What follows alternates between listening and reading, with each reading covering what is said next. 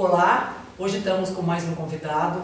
Eu queria aqui agradecer primeiro ao Thomas Eckenschmidt, que vai contar para nós muito hoje sobre um livro e um assunto onde ele explora a questão do conflito. Falar de hospitalidade, falar de relacionamento, obviamente tem a ver com conflito.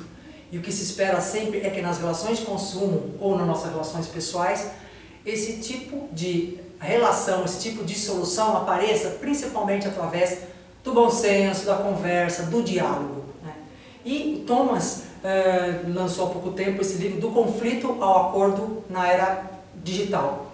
E nós vamos estar pincelando de pouquinho em pouquinho, porque o assunto é vasto, o quanto isso impacta hoje nessa solução, nessas relações de consumo, seja reclamação de produto, reclamação de serviço, e que pode ser resolvido de formas muito mais compensadoras, tranquilas, enfim, consensuais.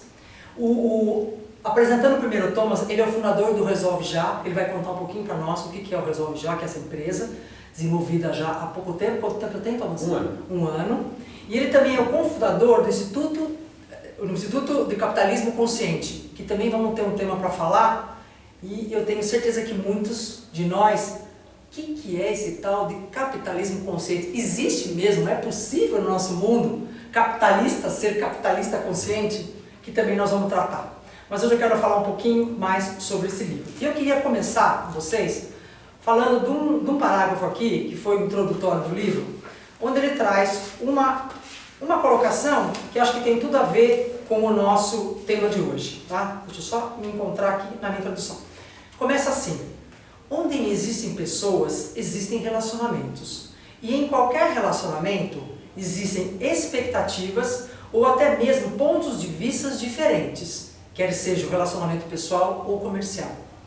Com base nessa situação, é praticamente certo afirmarmos que as disputas oriundas das expectativas não atendidas serão um padrão de muitos anos por vir. Basta ver hoje no mercado, no nosso mundo, seja Brasil, seja mundo, a dificuldade que são hoje essa solução desses conflitos. Então nós vamos começar falando um pouquinho, que ele defina para nós, o que são esses meios alternativos de solução de conflito, que ele aqui define muito bem. Gostaria de começar, obrigado pelo convite. A gente tem falado muito hoje em dia de meios alternativos, né? Eu não gosto muito da questão de alternativo, porque eu acho que os meios, eles não são alternativos, eles já existiam antes da justiça. Então eu gosto de considerar eles que são meios adequados para a solução de conflito. Quando a gente imagina que as relações entre uma empresa e um consumidor sejam relações voluntárias, a gente não é obrigado a comprar de uma loja, uma marca ou um produto, mas a gente escolhe de quem a gente vai comprar, a gente deveria ter alternativa de caminhos para resolver um conflito. Não simplesmente a justiça como um sistema paternalista ou outros mecanismos de reclamação que não efetivamente geram uma solução.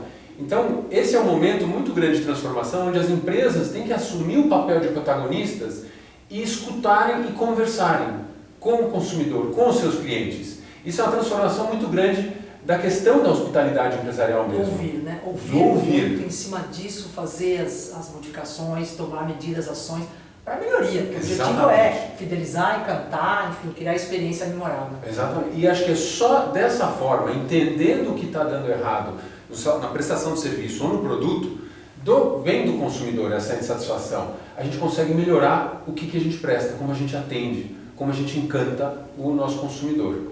E eu disse um pouco antes para o Thomas, antes de começarmos a gravar essa entrevista, que a hospitalidade e solução de conflitos, elas estão ali. Ou seja, a hospitalidade vem para justamente reforçar, dar um engajamento no sentido de resolver o conflito de uma forma harmônica. Porque falar em hospitalidade é o meio de aproximar pessoas e consolidar relacionamentos. E quando eu utilizo desse meio, nós obviamente conseguimos resolver tanto conflito. Mas voltando assim, eu queria que você comentasse um pouquinho. O interessante é que o conflito e a hospitalidade são faces da mesma moeda. É verdade. Né? Então anda junto, lado a lado, não tem como separar isso. Tá, eu queria que você falasse um pouquinho quais são os principais meios aí de solução de conflitos que existem. Tá. A gente trabalha com a gente insiste muito em três meios muito mais clássicos, né, mais tradicionais, que é a negociação, a mediação e a arbitragem. E a grande diferença dentro desses três meios é o seguinte: na negociação, as partes detêm o poder do resultado, da solução. Quando você convida um mediador para participar, aí muda um pouco, porque você tem uma terceira parte já influenciando os dois em conflito. E por fim, quando você caminha em direção a uma arbitragem, você está praticamente delegando a um terceiro a tomada da decisão da solução. Então, a diferença dos três é a autonomia em relação à decisão da solução para aquele determinado conflito. E dentro das relações de consumo, qual que você considera assim, o mais adequado, que mais se encaixa? Eu considero que, voltando à questão da troca voluntária, a negociação é sempre a ideal, porque você detém a solução. E muitas vezes o que falta é a empresa perguntar para o consumidor o que você efetivamente quer. E a empresa tem muitas moedas de troca além de só o dinheiro. E as empresas se amarram, se prendem nessa troca utilitária. Então é de responsabilidade da empresa entender que hospitalidade não é só devolver o dinheiro ou não devolver o dinheiro. O que mais a gente tem de valor para oferecer para tentar recuperar aquela frustração daquela expectativa. Por exemplo, uma coisa que na telefonia, que é um problema seríssimo, né? Muitas reclamações, o maior número de reclamações é na área de telefonia móvel. O que as empresas têm para oferecer são minutos, são torpedos, é o próprio serviço. Ao invés de só acreditar valor financeiro, acredita minutos a mais, acredita alguma coisa do serviço que ela usa, que ela vende, para melhorar a experiência daquele consumidor por um determinado período. É uma oportunidade de mostrar, falar, desculpa, falhamos, aqui tem um crédito em alguma outra coisa, que vai permitir que a pessoa experimente mais daquele mesmo serviço e não receba um dinheiro de volta, um crédito, e saia ou abandone o serviço. Agora, quando se fala na relação de gasto para usar o meio para a solução de conflito, é lógico que a negociação é o mais barato, que as duas partes chegam num acordo. No caso da mediação, você tem lá uma figura do mediador. Isso. E no caso da arbitragem, tem a figura de um árbitro. E uma última opção, que seria a mais ruim das opções, é buscar os meios judiciais no seguinte, demora de custoso para resolver. Quando eu falo uma relação de valor, né, valor monetário, tirando no caso a negociação, entre mediação, arbitragem e usar os processos judiciais que sejam, né, você vê aí uma relação de valor, custo, como que isso se coloca? É muito mais barato uma negociação, né? É o mecanismo mais barato, mais em conta. Muitas vezes a dificuldade na negociação é que o contato do consumidor com a empresa é um contato não especializado. Então, o consumidor vai conversar com uma pessoa genérica, que vai procurar resposta numa lista de perguntas. E quando você consegue dirigir a dúvida ou a frustração do consumidor para uma pessoa especializada no tema que frustrou, se é preço, produto, pontualidade ou qualidade, ou uma pessoa que atendeu, né, quando o atendimento é físico. Atendimento é ruim. Então você consegue efetivamente propor uma solução que a pessoa tenha accountability, né? Ela tenha responsabilidade de oferecer, ela pode oferecer aquela solução. Então quando essa interlocução é feita por uma pessoa genérica, às vezes terceirizada, você prejudica o caminho da negociação. Você cria muito mais frustrações do que efetivamente caminho de solução. O segundo ponto é a mediação, aí já tem um custo. O mediador não é uma pessoa que toma uma decisão, mas é uma pessoa que tenta aproximar as partes. E já um árbitro é um processo mais caro, porque ele tem que ter um respaldo, tem que ter um conhecimento específico de técnica, do processual de arbitral, para poder fazer com que a decisão não seja invalidada no judiciário. Então tem todo um procedimento que precisa ser cumprido, então é uma pessoa um pouquinho mais especialista. E ele tem que ser especialista no caso de resolver esse conflito, ajudar no processual, ou ele tem que ser conhecedor também do tema, do assunto em questão? Boa pergunta, são os dois. É importante que o árbitro seja uma pessoa que entenda a área de atuação do problema, e entenda do processual da arbitragem. Então, se ela não tiver esses dois lados completos, a gente corre o risco de ter uma resolução, uma decisão arbitral falha ou que possa ter nulidade do ponto de vista judicial. Mas no caso de uma relação, vamos falar no nosso tema aí de uma relação de consumo simples, uma reclamação por um produto ou por um serviço, uma coisa pontual, simples. Não vai se usar, obviamente, uma arbitragem. A arbitragem realmente se usa quando os valores envolvidos são valores grandes, é isso? Uma questão de valor, dinheiro ou questão de dimensão do problema? Hoje em dia a arbitragem é muito voltada para grandes valores, para grandes negócios, para relações onde a importância, o valor monetário envolvido é muito alto.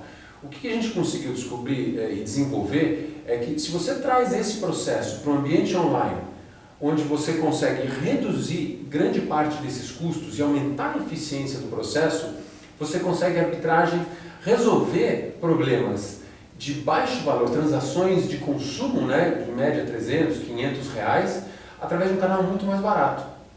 Nós vamos falar no Resolve Já, e vamos falar um pouquinho sobre o meio eletrônico de solução de conflito, que é o Thomas é um dos expertos nesse assunto, que vai comentar conosco, porque fica muito dúvida aí, né? Vamos colocar numa coisa de consumidora, como todos somos, é assim, nossa, mas todo mundo fala de mediação, mas assim, que momento que eu posso mudar uma mediação? E as empresas, de maneira geral, as áreas de atendimento, seja varejo, seja bens duráveis, que sejam, ninguém nunca falou, vamos utilizar do meio eletrônico de solução de conflitos, porque normalmente a pessoa resolve pela sua área de atendimento, algumas vezes vai para uma ouvidoria, né, e outras vezes vai para os PROCONs, vai para pequenas causas.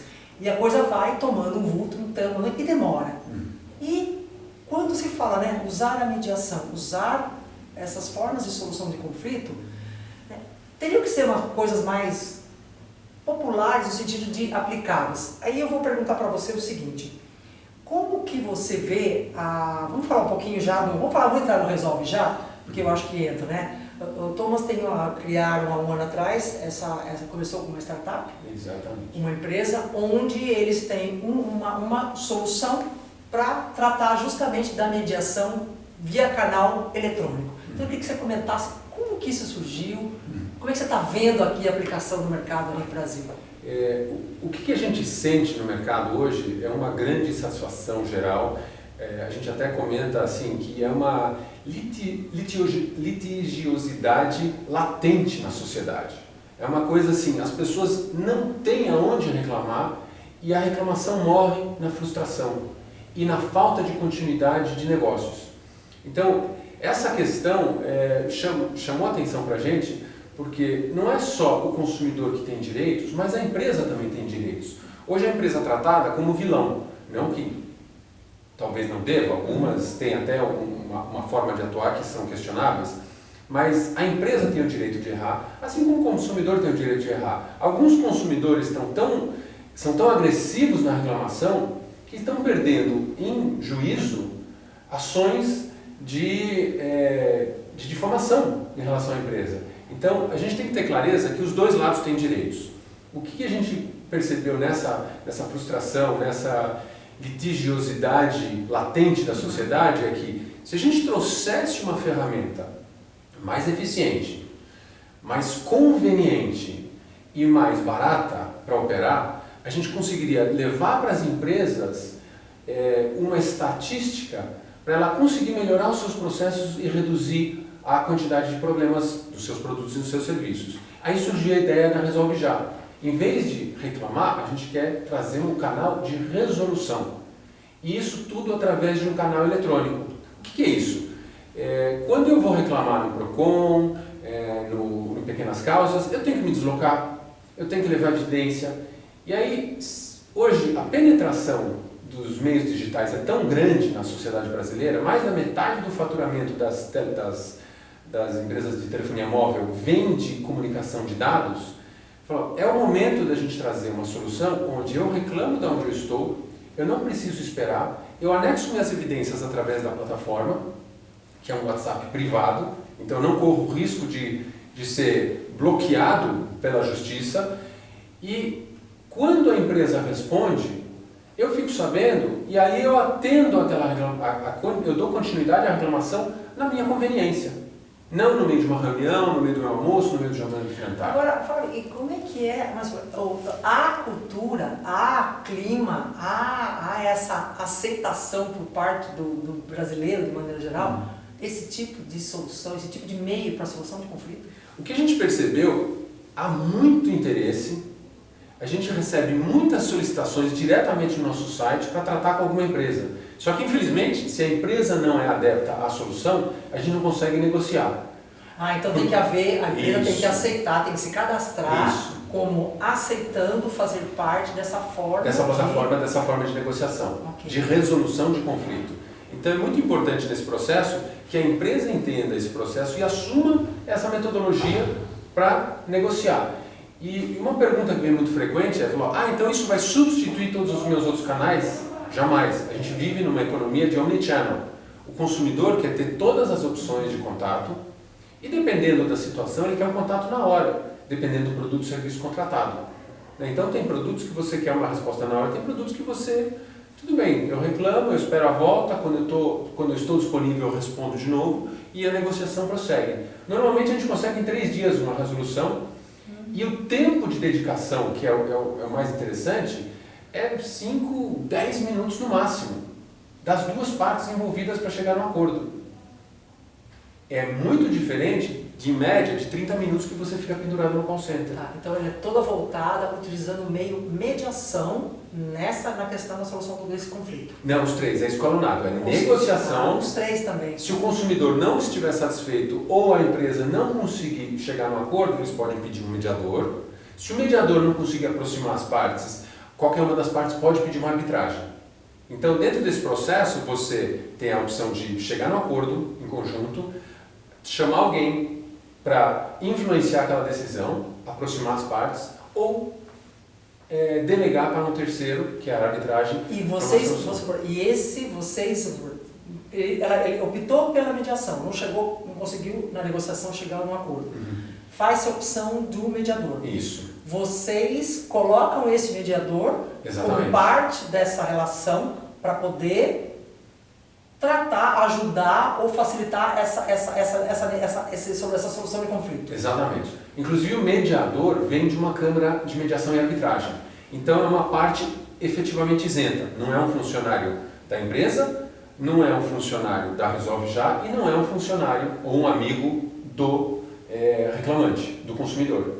Então é importante essa independência nesse processo. A hora que você começa a pedir ajuda para um terceiro, tem que ser uma parte independente. E de preferência que não conheça as partes envolvidas. É uma pessoa que conhece a área de atuação, o mediador é mais preocupado com a técnica de mediação, de conversa, de perguntar e escutar, para tentar aproximar os pontos de vista, e já o árbitro é um cara que, de novo, entende o processo e entende o setor que está sendo da origem da disputa. Esse tipo de meio, ou seja, de mecanismo de utilização para a solução, falando de outros países, né? Como é que está isso? Vamos falar Estados Unidos, Europa, como é que isso funciona? Para contar um pouquinho, para ver qual vai ser a repercussão disso aqui a nível Brasil. Em inglês, esse mecanismo chama ODR, Online Dispute Resolution. Então, é uma conversa que vem há muitos anos, inclusive na época que eu trabalhei nos Estados Unidos, eu trabalhei com um ODR de business to business. Eu desenvolvi várias plataformas para clientes específicos para tratar as relações comerciais com os clientes.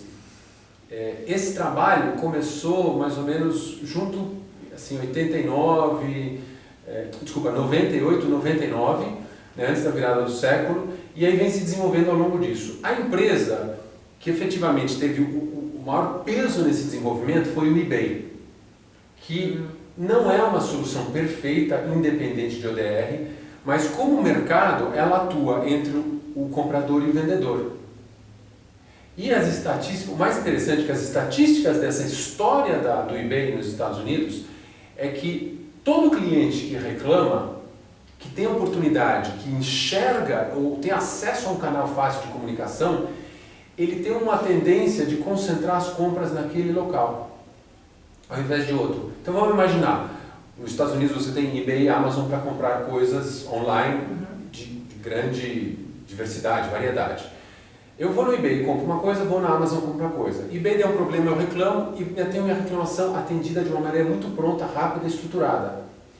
Eu deixo de comprar nos mercados concorrentes, como a Amazon, e concentro mais porque eu sei que se eu tiver algum problema, eu sei que eu posso contar. Exatamente. Isso não significa que você tem que passar todo o seu consumidor por um problema, tá certo? Mas os consumidores que passam, eles têm normalmente 6 a 15 pontos percentuais mais de compras do que a média.